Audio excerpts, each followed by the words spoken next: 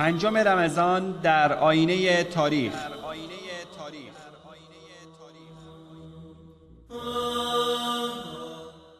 رمضان ماه خاطره های پیروزی، رمضان ماه عبرت از شکست ها، رمضان ماه امیدها و آرزوها.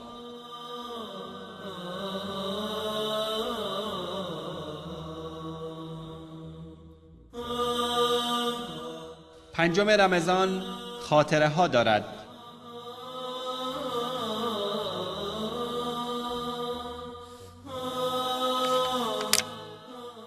ولادت عبدالرحمن الداخل.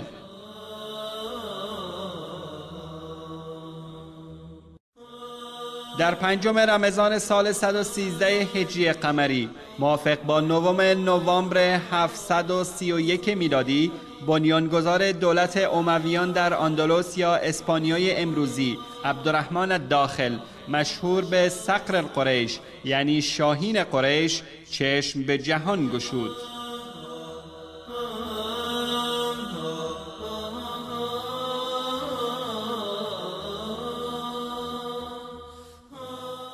بازگشت شهر انطاکیه به آغوش اسلام.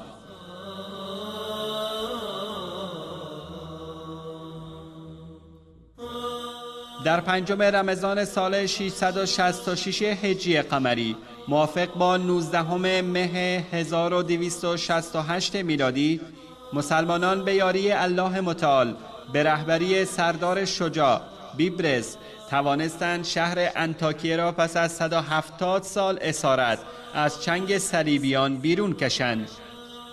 این شهر دومین امارتی بود که استعمارگران اروپایی توانسته بودند پس از امارت رها در سال 491 هجری برابر با 1097 میلادی در مشرق زمین برپا کنند. کشتار وحشیانه مسلمانان توسط دشخیمان صهیونیستی در شهر اللد.